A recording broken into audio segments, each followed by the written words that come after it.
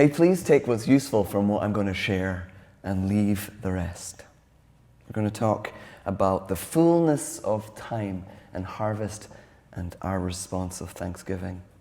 So in that reading, we heard, God has made everything beautiful in its time. There is a time for everything and a season for every activity under the sun. And God has also set eternity in the human heart. And despite the fact that we have eternity, an eternal life within us, we can't grasp it, we can't begin to understand it. But there are poignant, shimmering moments when the eternal bigger picture almost comes into view, and harvest is one of those times. It's a beautiful moment where we glimpse into the fullness of time.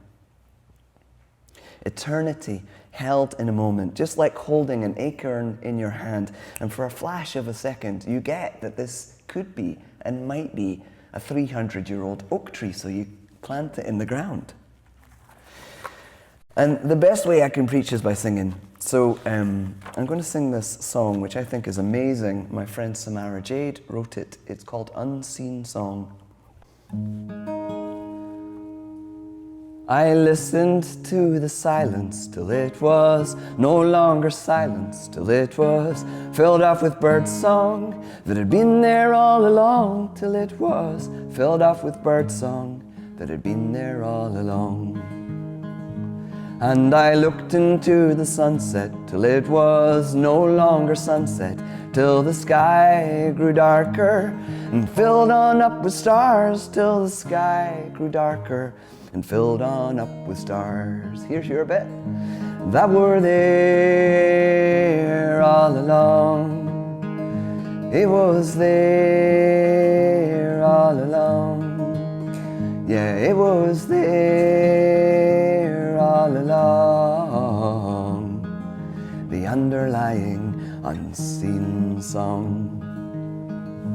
And I stopped to smell the flowers till they were no longer flowers. They began to wilt and droop and develop into fruit that turned to seeds and back to flowers that had been there all along.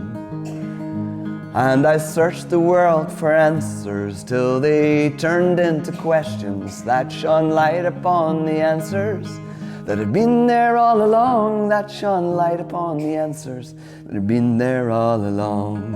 You ready? Yeah, they were there all along. Yeah, they were there all along. Yeah, it was there all along. The underlying unseen song. And the light obscures the darkness hides the light, and the stars are still shining when the sun is shining bright. Oh, how unimaginable, how many layers go unseen in this dream, in this dream. So much more than it seems. And I felt into my sadness till it was no longer sadness, till it was filled up with fullness that had been there all along, till it was filled up with fullness that had been there all along. And I cut through my aloneness until I melted into oneness to the web of shining dewdrops that connects us all as one, to that web of shining dewdrops has been there all along. Yeah, it was there all along. Yeah, it was there all along. Yeah, it was there all along. The underlying unseen song. And I spoke my words till they were no longer words, till they sounded no different than the song sung by the birds. Still sing even when they can't be heard. All of the symphonies get blurred into the colors of the world is turning, powered by the bird song that's been there all along. Yes, that great wave of bird song that has been here all along. My friend said she was struck when she realized that throughout the world, at any moment, the birds are always singing their songs.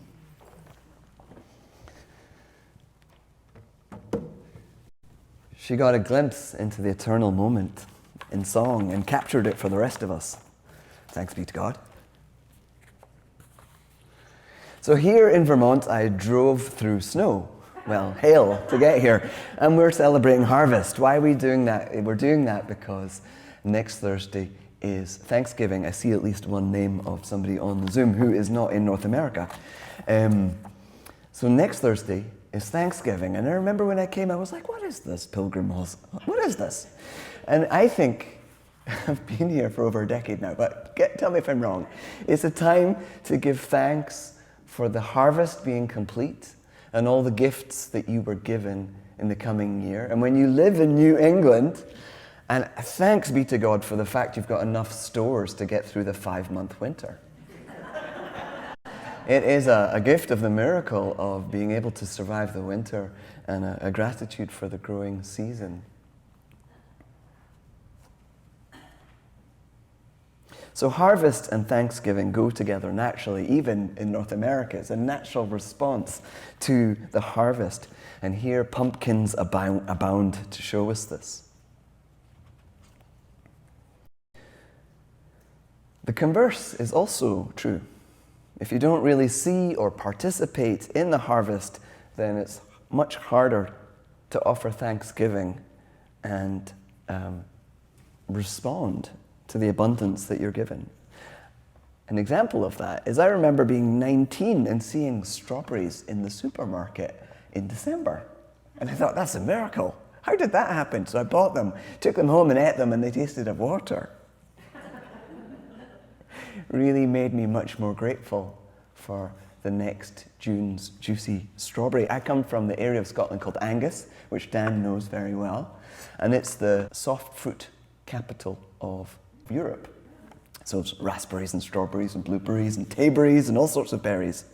And when I was a kid, I used to pick them for a bit of money. So you can imagine how distressed I was to eat a waterless. Yes, seasons, they're there for a reason. In the Celtic pre-Christian tradition, there's 2 harvest festivals. And the first one, which is called Lunasa, is the start of August. And it's interesting because what they're really celebrating is a funeral rite for the fact that the body of the goddess died, providing crops for the creatures, the animals and the humans. Every time we eat, we literally are eating the bodies and life of plants, animals, fish, and nuts, baby trees. And it becomes flesh in our flesh, matter into our matter. It is right and true to give thanks every time we eat. But I don't know about you, I forget, especially if I'm eating chips in the car or late for a Zoom meeting. How is this that we've lost this miracle? But going back in time, the Christian story builds on that Celtic pagan idea, which is not just Celtic, by the way, of the seed that goes into the earth and then reappears as resurrection for all life. Up he sprang at Easter. Love is come again like wheat that springeth green. Do you know that one? Yeah, love is come again. I feel that in Christianity we do a really good, or pretty good job anyway, of understanding the miracle of spring and the womb blessing. But we've kind of lost track of the agrarian history that we used to have. And unlike the Jewish tradition, we don't celebrate in the churches very much the harvest. It's become a social justice issue, which it rightly is, right? We've got some donations for the food bank there. But there's something about God pouring itself out that we don't talk about so much. It's called ordinary time. When actually, harvest is a miracle of life. And we urban hunter-gatherers that forage in supermarkets rarely experience scarcity. And with the exception of farm workers, most of us don't bring in the harvest anymore. And in this separation, we're missing out on something very important and something very holy. Namely, that the nature of God is pouring out a self-donating love. The nature of God is this pouring out of self-donating love. And harvest is a way of participating in and becoming part of this abundant blessing and pouring out of life. Perhaps you've heard me say, like earlier on, that God doesn't dish out mercy. There's no arbiter saying, oh, you're good. You're a good squirrel. Here's some nuts. You're a bad squirrel. You don't get any. The reason that I really believe that God is mercy, that God is love, is because of harvest. That's how I know this in my bones. God is harvest. God is the turning of the season. God is the cosmic laws that hold everything in place with balance and beauty. Meister Eckhart, have you heard of him?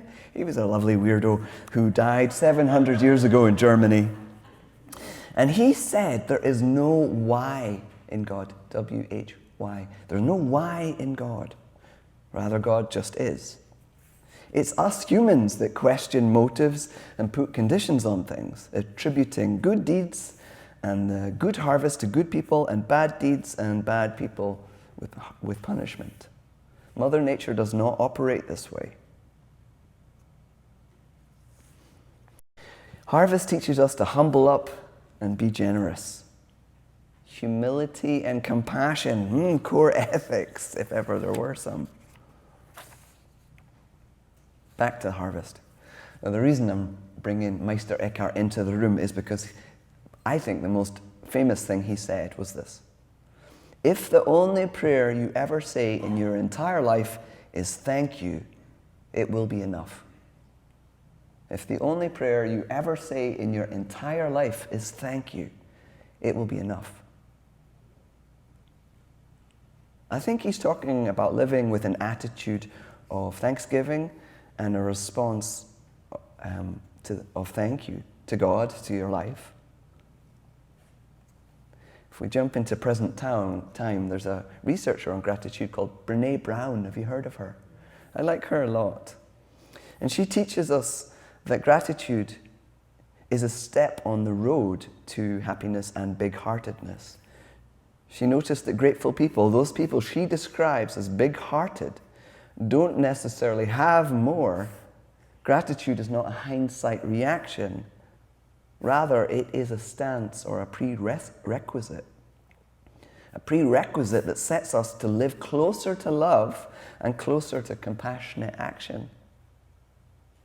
If the only prayer you ever said in your entire life was thank you, it would be enough. And I think part of what Meister Eckhart was getting at was the way that a grateful person, how they see, includes the fullness of time. In the midst of our broken lives, Gaza, the need for food banks, not just in some places, but here in our town, in our neighborhood, children in cages, just to name a few of the realities of our world. In the midst of our shared world, just as it is, can you see the Christ light, the divine grace in the midst? Is it also present? Do you witness and attend to God pouring herself out in the matter of your life? And is Spirit alive and leading you towards healing and wholeness? Because it's right there along with the awful stuff on the news. Now, I see two worlds in one world. The world of becoming, where our actions, prayers, and responses weave the future. And also a world that we've inherited based on where the collective is currently at. God waits within each moment for us to choose, to become, to open in unity, or to close in a smaller, egocentric way of being. I know I'm getting a little bit abstract here and philosophical, which I try not to do. So let's bring it back to down to earth. Stopping to see and honor the harvest, to see the incredible miracle that we have the food that we need, can open us up to living from a much more generous mindset. And it actually changes everything. And if technology will work, I'm going to see if we can watch a piece of teaching by a Potawatomi citizen who is an amazing author and teacher, Robin Wall Kimmerer. Have you come across her? She lives in upstate New York. She is amazing. If I could choose just a single element of the traditional teachings that we're called to pick up, it would be the teachings of the honorable harvest, which were taught us by the plants, who give us everything that we need. It's a covenant of reciprocity between humans and the living world, a very sophisticated ethical protocol. One of the first steps of the honorable harvest is to understand that the lives that we are taking are the lives of generous beings, of sovereign beings. And in order to accept their gift, we owe them at least our attention. To care for them, we must know what they need. And at the very minimum, we should know their names. And yet, the average American can name over 100 corporate logos and 10 plants. Is it a surprise that we have accepted a political system that grants personhood to corporations and no status at all for wild rice and redwoods? The protocols for the honorable harvest are not really written down, but if they were, it would look something like this. When you get to the woods, you don't just start grabbing everything in sight. We're taught never to take the first plant that you see, and that means you'll never take the last. This is a prescription with inherent conservation value. And then if we encounter another plant, we ask permission. I've always been taught to address that plant, to introduce myself, and tell it what it is that I have come for. If you're going to take a life, you have to be personally accountable for it. I know there are places where if you talk to a plant, they think you are crazy, but in our way, it's just good manners. If you're going to ask, you have to listen for the answer. You can listen in different ways, pragmatically, intuitively. Look around, see whether those plants have enough to share.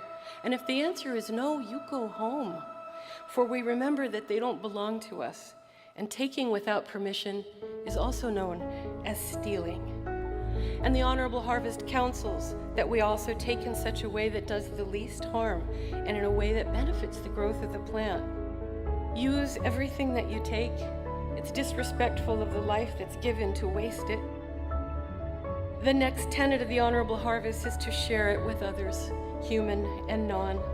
The earth has shared generously with us, so we have to model that behavior in return. And a culture of sharing, we know, is a culture of resilience. Plant gatherers often leave a spiritual gift behind, but it can also be a material gift. Weeding, caretaking, spreading seeds, helping those plants to flourish. We give songs, we give ceremony, we give our respect, we give fertilizer. Every breath that you take is a breath that was made for you by plants.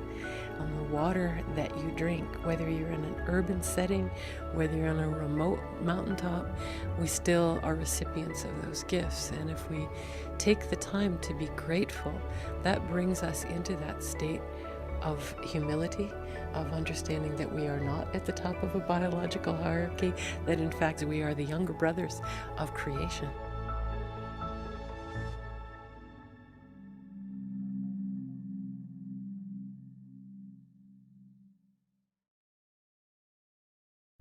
And when I look at the world the way that Robin Wall Kimmerer describes in this video, it really inspires me to become part of this majestic creation. I mean, how amazing this world is. Can I find my place within the web of life? And I need, well, first of all, I need to be in nature. I need to tend the earth where I live. But I also need teachers who remind me how to overcome consumeristic and capitalist thinking, where things are dead and inert.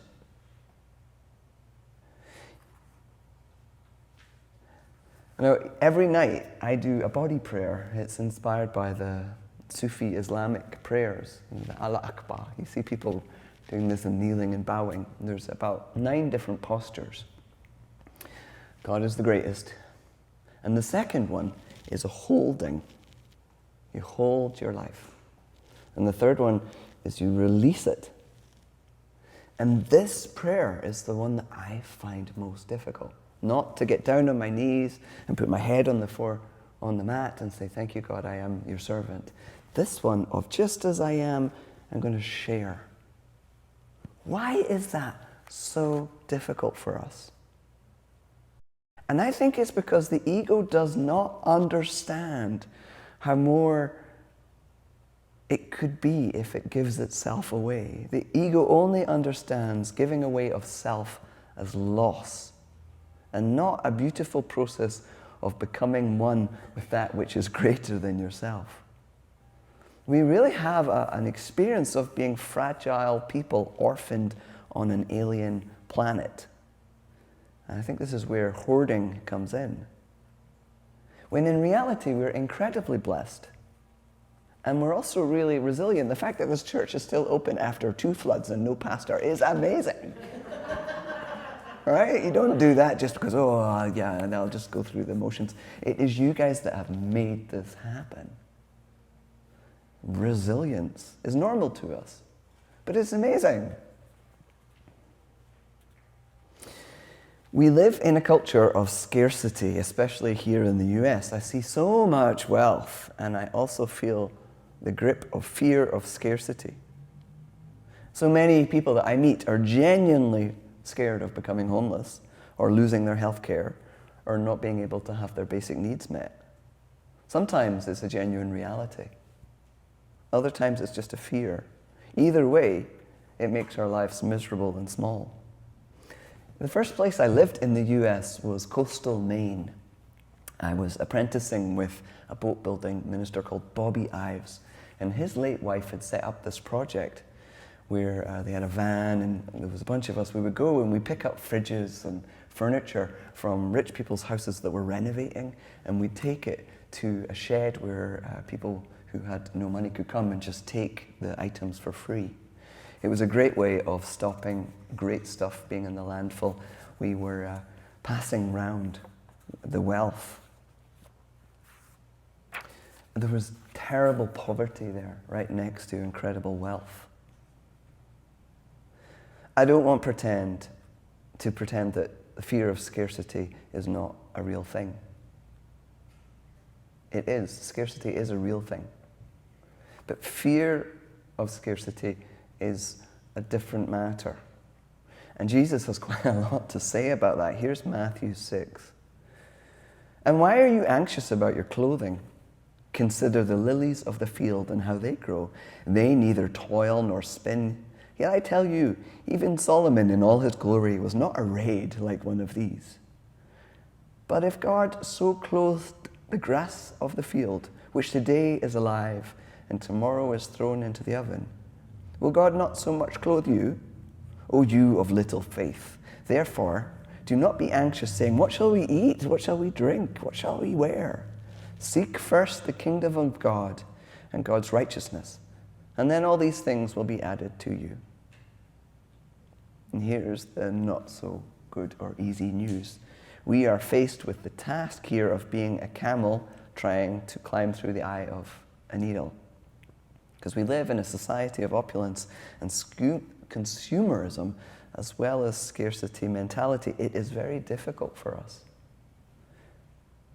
It's difficult for us to wisely hold retirement in one hand and compassionate giving and healthy reciprocity in the other. Perhaps if we take a good look at the harvest, it can be an inspiration for us. Because truly we are meant to share our gifts. We're meant to share our successes, our prayers, just as we are meant to share the pumpkins in the harvest. And we all know this because we know how horrible it is to be alone at the Thanksgiving table, or even just to have one person missing that you long to share your year with. Deep down, we know that life is meant to be shared. Harvest is a wonderful model for us to step into this fullness of time. Hey, I'm going to close with a prayer written, it's a blessing written by my friend Christine Valters-Paintner.